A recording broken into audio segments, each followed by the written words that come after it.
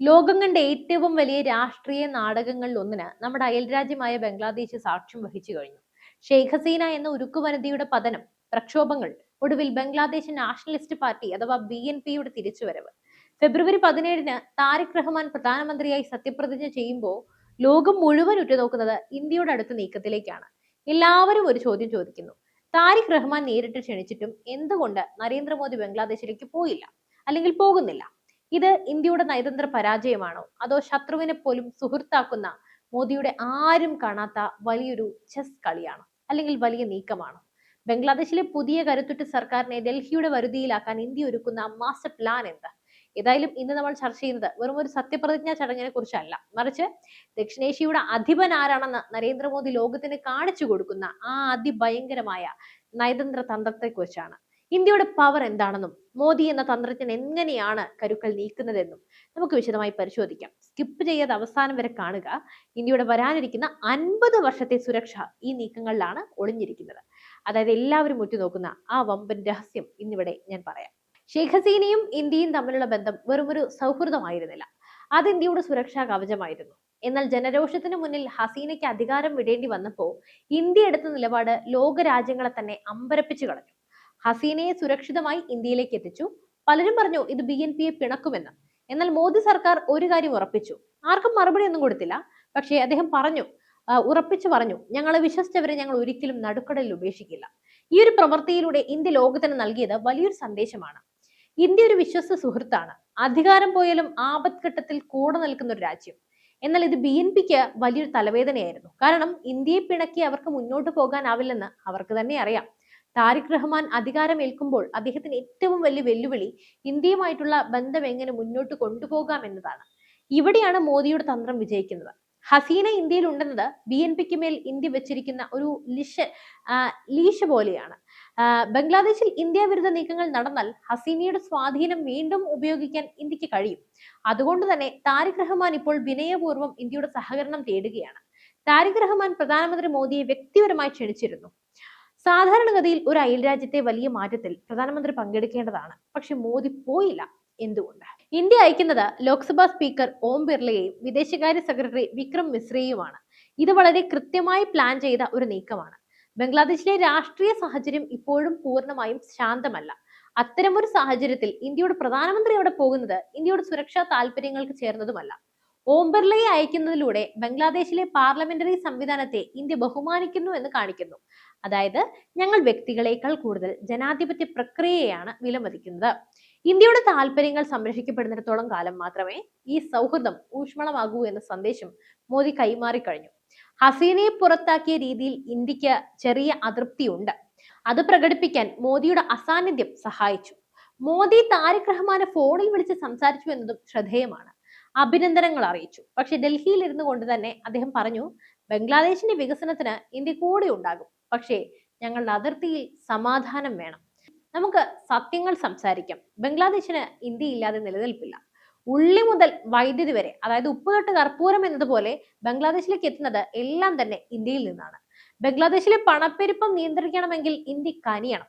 താരിഖ് റഹ്മാന്റെ സാമ്പത്തിക ഉപദേഷ്ടാക്കൾ അദ്ദേഹത്തിന് നൽകിയ ആദ്യ ഉപദേശം ഇന്ത്യയെ പിണക്കരുത് എന്നാണ്. ഇന്ത്യ നൽകുന്ന വികസന സഹായങ്ങൾ, ലൈൻ ഓഫ് ക്രെഡിറ്റ് കോടിക്കണക്കിന് ഡോളറാണ്. ചൈനയെ പോലെ കടക്കണിയിൽപ്പെടുത്തി രാജ്യം പിടിച്ചടക്കുന്ന സ്വഭാവം ഇന്ത്യക്ക് ഇല്ല. ഇന്ത്യക്ക് അതിന്റെ ആവശ്യമില്ല. അത് ബംഗ്ലാദേശിലെ ജനങ്ങൾക്കും അറിയാം.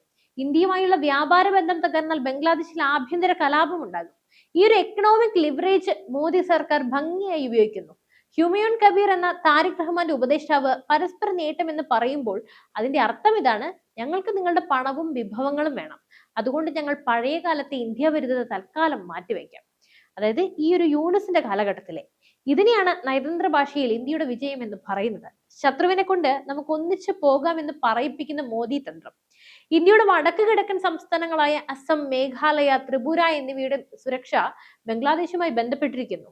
മുൻപ് BNP ഭരണകാലത്ത് ഇന്ത്യ വിരുദ്ധ തീവ്രവാദികൾക്ക് ബംഗ്ലാദേശിൽ പരിശീലന ക്യാമ്പുകൾ ഉണ്ടായിരുന്നു. എന്നാൽ ഇന്ന് 2026-ലാണ് നമ്മൾ നിൽക്കുന്നത്. ഇന്ത്യ ഭരിക്കുന്നത് 56 ഇഞ്ച് നെഞ്ചളവുള്ള നരേന്ദ്രമോദിയാണ്. തീവ്രവാദത്തിനെതിരെ മോദി സർക്കാർ പുലർത്തുന്ന വിട്ടുവീഴ്ചയില്ലാത്ത നിലപാട് ലോക പ്രശസ്തമാണ്. ബംഗ്ലാദേശിലെ പുതിയ സർക്കാരിന് ഇന്ത്യ നൽകിയ സന്ദേശം ഇത്രയേ ഉള്ളൂ: ഇന്ത്യക്കെതിരായ ഒരു വിരൽ പോലും ബംഗ്ലാദേശ് മണ്ണിൽ ഉയരരുത്. അങ്ങനെ സംഭവിച്ചാൽ അതിന്റെ പ്രത്യാഘാതം ഭീകരമായിരിക്കും. ഇന്ന് ഇന്ത്യയുടെ റോ ഉൾപ്പെടെയുള്ള സുരക്ഷാ ഏജൻസികൾ അതിർത്തിയിൽ അതീവ ജാഗ്രതയിലാണ്.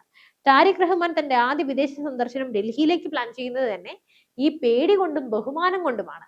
ഇന്ത്യയുടെ സുരക്ഷാ താല്പര്യങ്ങളെ മാനിക്കാതെ തനിക്ക് അധികാരം നിലനിർത്താനാവില്ലെന്ന് അദ്ദേഹം തിരിച്ചറിഞ്ഞു കഴിഞ്ഞു. ഇന്ത്യയെ സംബന്ധിച്ച് ബംഗ്ലാദേശ് വെറും ഒരു അയൽ രാജ്യമല്ല, മറിച്ച് നമ്മുടെ വടക്ക് കിഴക്കൻ സംസ്ഥാനങ്ങളിലേക്കുള്ള ഗേറ്റ് വേ കൂടിയാണ്. ചറ്റോഗ്രാം അഥവാ ചിറ്റഗോങ്, മോംഗ്ല തുറമുഖങ്ങളെല്ലാം ഉപയോഗിക്കാൻ ഹസീന അനുവാദം നൽകിയിരുന്നു. പുതിയ സർക്കാർ വന്നാലും ഇത് തുടരേണ്ടത് ഇന്ത്യയുടെ ആവശ്യമാണ്.